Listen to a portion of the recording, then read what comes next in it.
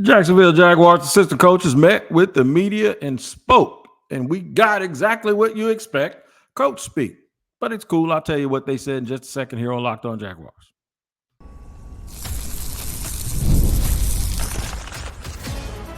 You are Locked On Jaguars, your daily Jacksonville Jaguars podcast. Part of the Locked On Podcast Network, your team every day. And it is your team every day. We are Locked On Jaguars. I am Tony Wiggins. We thank you for making us your first listen. And if you want to check us out on YouTube, I encourage you to do that. Go over there, hit the like button, hit the subscribe button at Locked On Jaguars, and then hit the bell so that you receive notifications each and every time we drop an episode. And wherever you listen to your podcast, that's very important too. When you're in the car, at work, or just wanting to listen to a podcast, make sure when you get to that location, you check in every single day so you do not miss an episode of Locked On Jaguars, because we are here every day. It is your team every day, and we don't want you to miss an episode. That's right. Today's show is sponsored and brought to you by Gametime. Download the Gametime app, create an account, and use the code LOCKEDONNFL for $20 off your first purchase. Terms apply. And shout out to the Everydayers for joining us here every single day. And you can be an everydayer too. All you got to do is join us. Wait for it. Every single day. All right. So here's what we're going to do. We're going to talk about surprise contributors. By the time we start to land this podcast in maybe 28 minutes or so, we'll talk about surprise contributors. And this is solely based on, not solely based on, but partly based on what I believe to be a vocalized opportunity based on the fact that they have a new staff on defense. And look, the Jaguars got to win, man. No more of this hope and optimism and doing all of this stuff. It's time for everything to be put on the table. So I do believe that there's an opportunity for surprise contributors. I'll give you one on defense and one on offense. Do you believe it or not? Some of the things that you heard said yesterday, if you have not heard, I would direct you to where you can hear it. It's on Jacksonville.com, Jaguars YouTube page, as well as I do believe the flagship 92.5 WJXL 1010XL has it also for you to go, and you can listen all day to everything all of those coaches said, right? So we're going to start at the very top, the assistant speak. I'm not going to use my podcast time to sit here and just quote all day and tell you verbatim every single thing that they said, because that would be, that'd be kind of silly of me to tell you something you either already heard or something that is easily findable for yourself. But I will tell you what I extracted from some of the things that they said and the whole tenor of how and why and what and who and all of that stuff. So we're going to get to it right now. The first thing that I noticed from when I listened to the transcripts from the coaches speaking, because I was preoccupied yesterday and I did not make the media day myself, the first thing that I heard was, even though a whole bunch of people's talking, you hear one voice. You kind of hear one voice. That does not mean that I think that they were mandated to say anything. That doesn't mean that I believe they had talking points.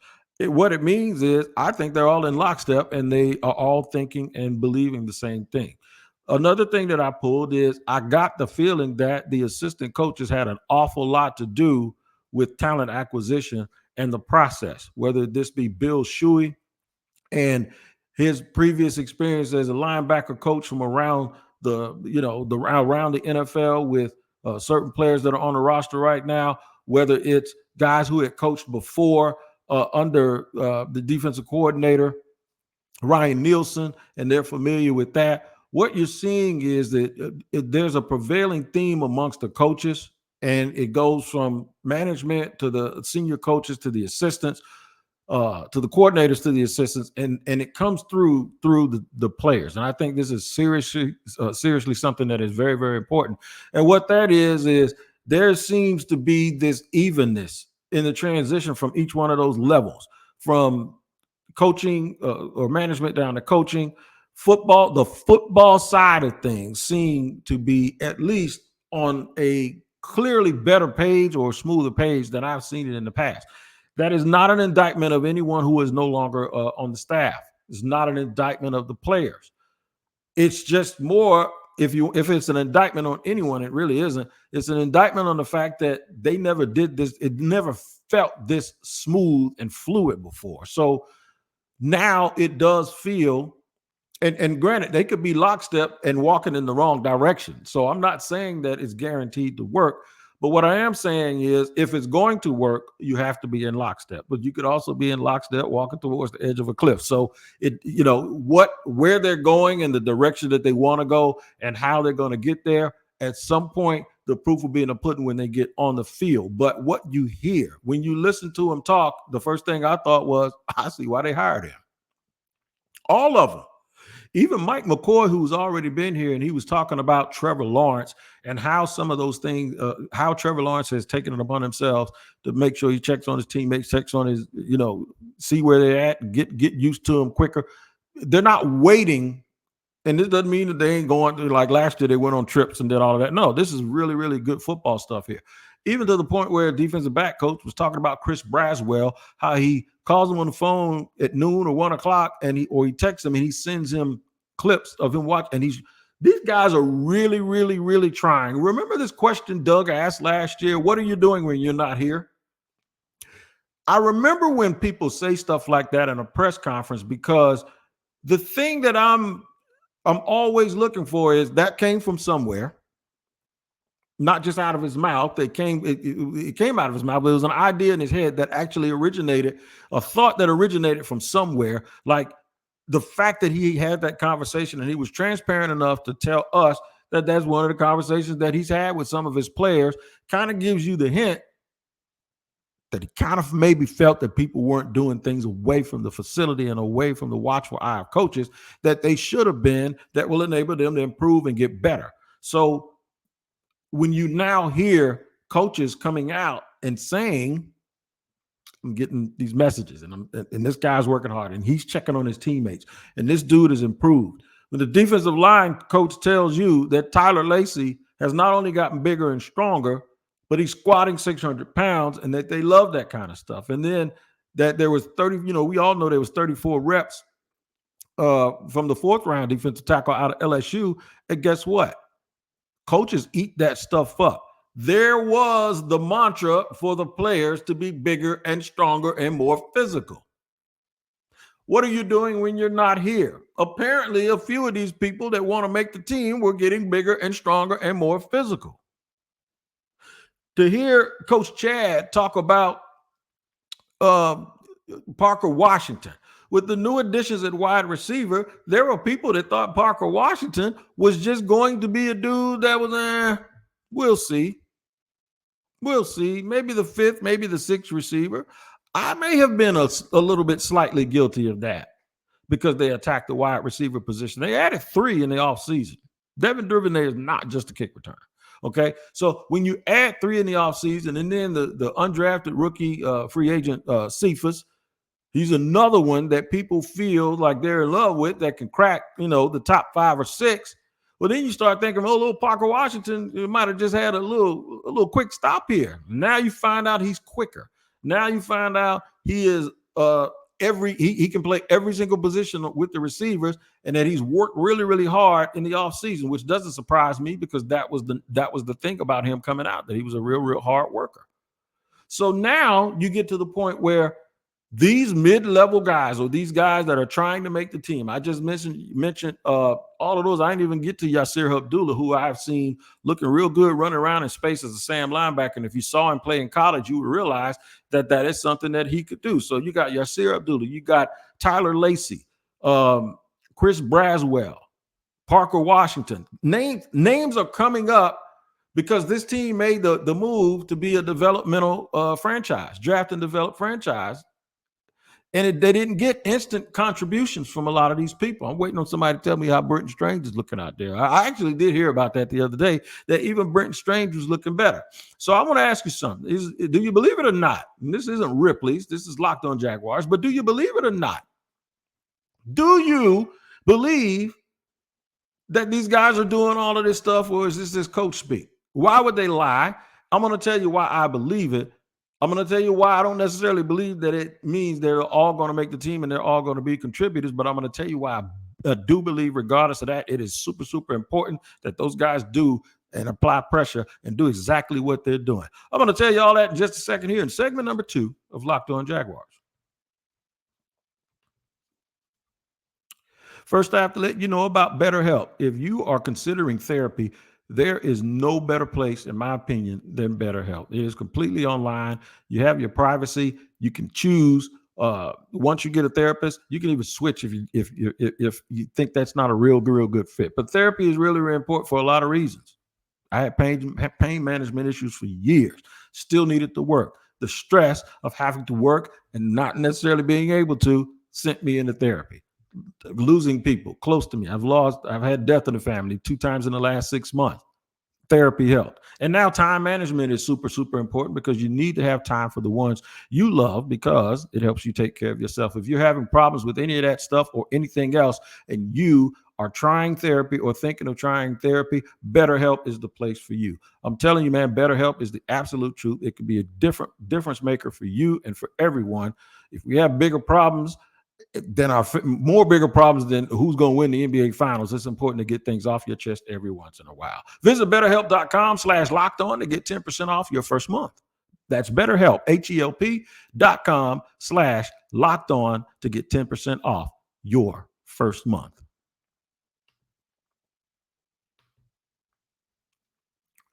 Segment dos. Or is it dos segment? I don't know, but I just came back from Mexico, so I'm going to throw out a little Espanol every now and then. But it's segment number 2 here on Locked On Jaguars, where it's your team every day. The assistant spoke. I wasn't going to come here and be, I know if you look at the thumbnail, it's like, okay, Wiggs is talking about coach speak. The fans wanted to hear from the coaches.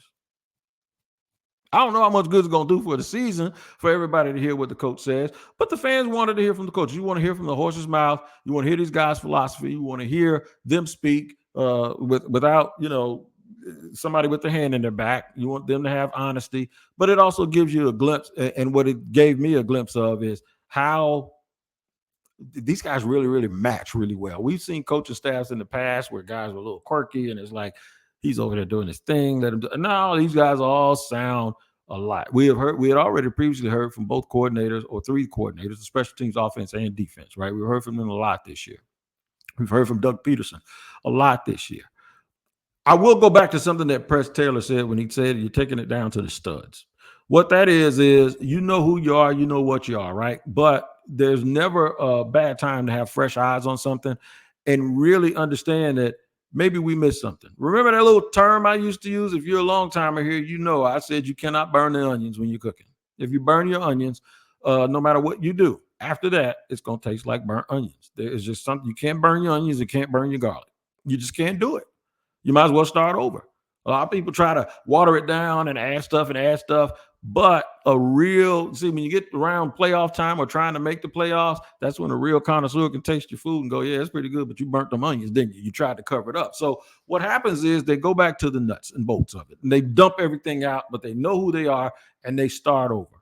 And they start over with a retrospective look, in my opinion, based on what they tried to do and what they attempted to accomplish that didn't work, evaluate why those things didn't work, and now don't make those same mistakes again with fresh eyes, some new people in certain spots, and some new players and new personnel. There was so much talk about last year not being able to line guys up and get guys in a position. I don't think that's going to happen now because I do believe Ryan Nielsen has and this is no knock on Mike Caldwell as much as it is just the inexperienced part of it, in my opinion, and the newness and switching and totally revamping everything. I think Ryan Nielsen seems like he is very, very good at being able to get all of those 3 units to go together. Okay, so he has his DB coach, Chris Richard. He has people that he's familiar with. He has people that understand exactly what he wants to do. I think he's going to coach his coaches real well. That being said, that's what I heard yesterday when I heard the coaches speak about the different players. And one thing that is prevailing is this. I think they're going to give opportunities to a lot of people. I do not believe that these guys are going to be driven by ego to be right about who they selected or who they signed in free agency. I think, honestly, when you come into this thing, with the exception of the top guys, that there is an open competition and a reason and a way for you to believe that you can make this team if you do everything right. Now, coming from my experience with this and being around it for a while and covering it, even if you don't make the team, if you do everything right and folks notice from around the league because of the level of competition, because of the high level in which guys are competing, Normally that works out well for you anyway. Not a lot of times do guys who played here in Jacksonville get a shot coming out of training camp or right away, because the Jags have been traditionally bad for a long period of time. I think that changes this year. I really do. Do you believe it though? Because we have had so many times in the past where I know right now, because the fans heard it yesterday, that about probably 90% of them are believing it and they bought into it and they're all hyped. I said something this morning that got somebody all up in arms. I guess I'll talk to you about that at the end of the segment. But the question is, do you believe it? Do you believe after all of this time that the Jaguars are really, really, really ready to make that jump? Are they going to have that kind of competition? Are they going to really, really go out and have some of these young guys that for a couple of decades never really developed? Are they going to develop? Or are there just going to be draft picks that are waste? The fans probably do believe it, because this is what fans do around this time of year, and they're jonesing for something. And then those guys are super, super impressive when they talk. I told you that Trent Baalke would sound good at his press conference, because Trent Baalke is really good at all of the coach speak when he spoke. And I was right. Everybody was impressed by Trent, right? So the thing is you got to either make a decision where you're going to go with it and you're going to let them prove themselves wrong, or you're going to be skeptical, because holding this group of coaches kind of hostage mentally or psychologically, because everything that's been going on, it might seem natural to some people, but it won't do you much good. Right now, I would tell you to go ahead and believe in the optimism. And the one reason I'm doing it is because of this. They really, really, really do sound like a group of people that are wide open for contributors, for guys that can just get the job done. If I was Ryan Nielsen, that's where I'd be, because there's a chance that if this doesn't go well this year, that people may look at Doug Peterson, and who wants to be a coach that shows up at a spot and then after 1 year you got to show up, they're going to show you the door. That's what happened to him basically last year in Atlanta, and I don't think he wants that to happen again. He showed up in Atlanta as a D coordinator and only had 1 year because Arthur Smith got fired. I am not telling you I've heard that Doug Peterson is on the hot seat to be fired. I am not. But what I am telling you is, I understand if people are cautious in not believing all of the hype and the things that they hear. That's probably for my buddy Sam, who is always like, here we go again, right? But here's the reason why I'm going to tell you that. There's a little scenario, right? So somebody pointed out that I saw where Phil Rauscher, the offensive line coach, was raving about Mitch Morse. Should be.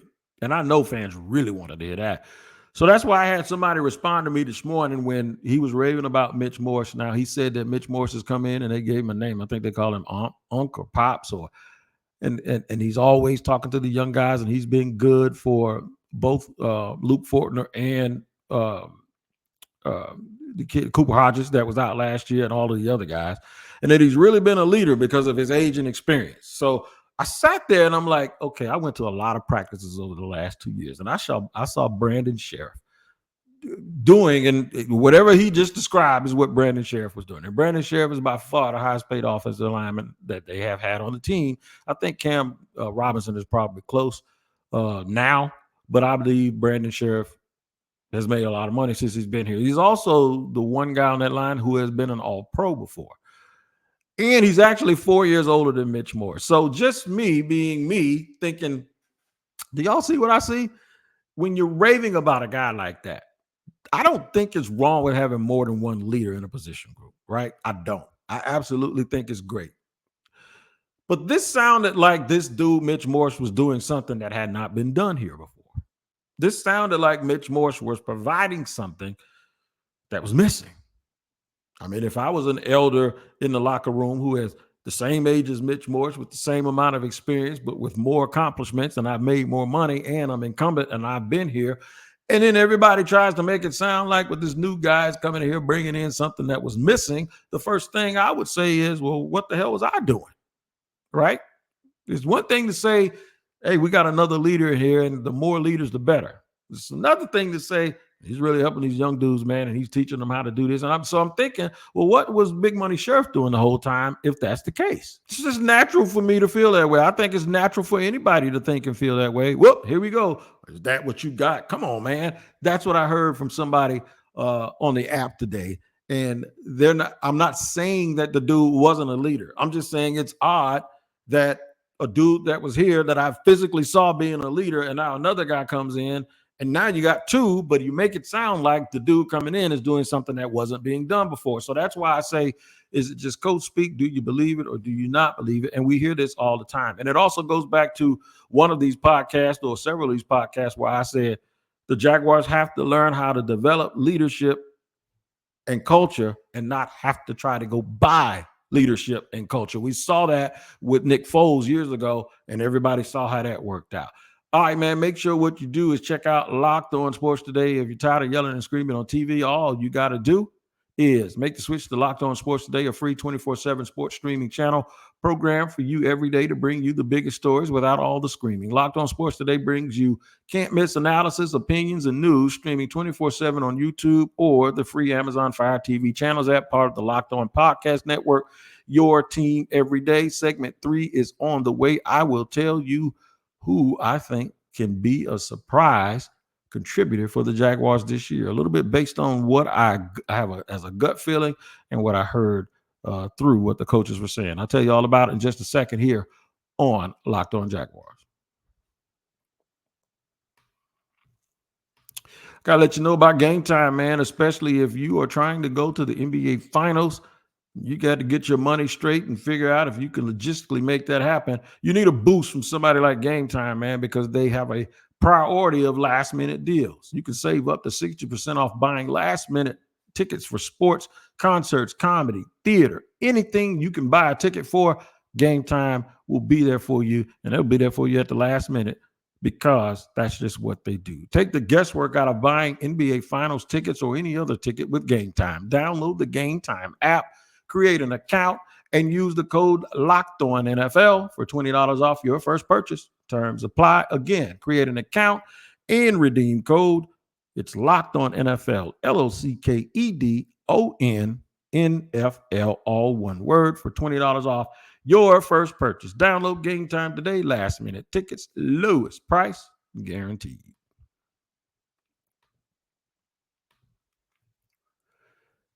Third and final segment here on the Locked On Jaguars, where it's your team every day. We thank you for making us your first listen. All right, so we talked about the assistant speaking and whether it was just coach speak or just coaches speaking. Believe it or not, do you believe all the hype? Do you believe the optimism? Are they on the same page as much as you think? I think so. Does it mean that they're on the same page going in the right direction? I hope so. Does it mean that that's what's happening? I don't know, but we will see. At least they're doing it together, right? Now, surprise contributors. You heard me talk about Parker Washington already. Parker Washington might surprise people. Logically, you sit here and you think, all right, wait, come on now. How many surprises can you have? They signed Gabe Davis to all this money, right? They have all of this money tied up in Christian Kirk, and he's the incumbent starter at the position. BTJ, Brian Thomas Jr. is a rookie. How many? Then you got Evan Ingram, who's a tight end, but he's like a receiver. And then they throw it to the backs a lot and screens, and in the flat. Man, how many people can get the ball, and how can Parker Washington really make an impact? Well, I'll give you one word, the word that I usually don't mention on my podcast: injuries, right? You always need a dude to step up and be the next man up when somebody goes down, even if it's temporary. You can bet your bottom dollar that every team in the NFL will have injuries, including the Jacksonville Jaguars. Therefore, you're going to need somebody like Parker Washington. Parker Washington can contribute in a lot of ways all over the field.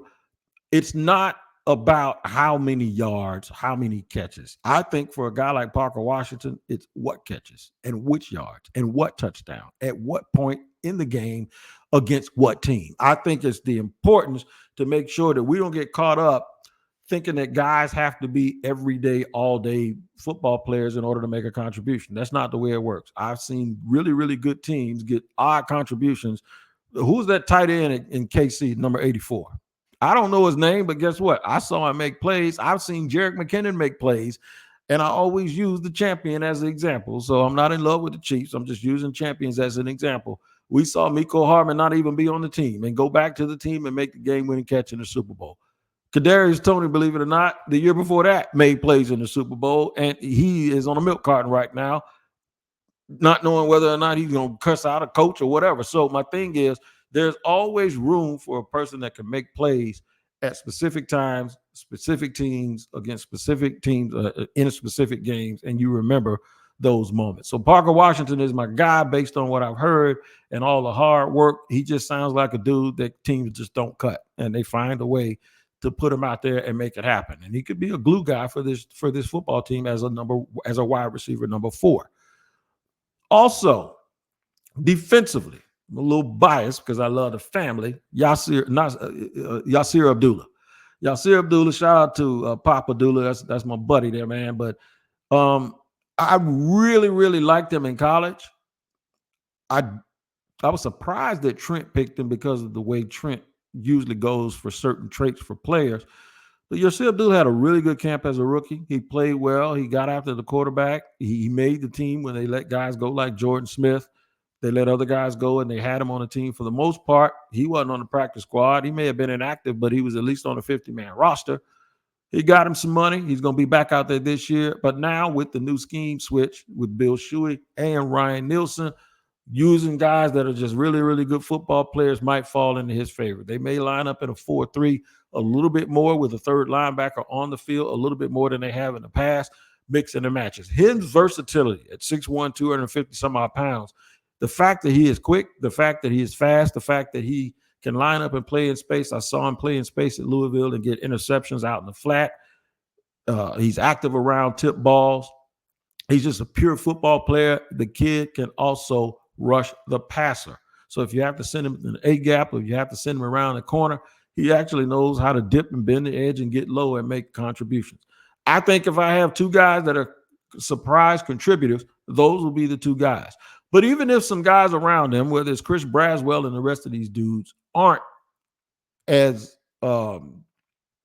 the opportunity or don't earn the opportunity to actually be on the field as much, they can still make a big difference with this team by pressing,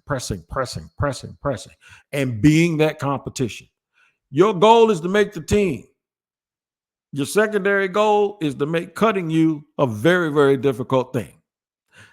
They have some players. We're going to continue to take spotlight looks at some of these guys throughout the offseason and as we get into training camp. So we'll have some people to watch, and we can either check and go check mark or no, not so good, and we can check them out. Remember, there's one less preseason game this year, so the way it's going is you're going to really just have to get after it and pay attention. There's no Hall of Fame game this year, so the opportunities are going to be real, real scarce. So I can't wait till practice starts to see how these guys are going to get after it. One good thing right now is everybody has bought into, along with Tyler Lacey, these guys have all bought into the offseason program, and that is big because it says that these dudes are hungry and they want to work the change into this franchise. You can work your way and change that channel if you're sick and tired of looking at all of that foolishness on TV. And Locked On has launched the first ever national sports 24/7 streaming channel on YouTube, and now it's also available on Amazon Fire TV and the free Fire TV channels app. Locked On Sports Today is here for you 24/7, covering the top sports stories of the day with the local experts of Locked On like me, plus our national shows covering every league. Find Locked On Sports Today now available on the free Fire TV channels app. You guys are some fire people to be doing a podcast from. I wouldn't want to be with any other fan base other than the Jacksonville Jaguars. I hope you'll still have me by coming back tomorrow and checking us out here at Locked On Jaguars. Until then, take care. We'll see you later.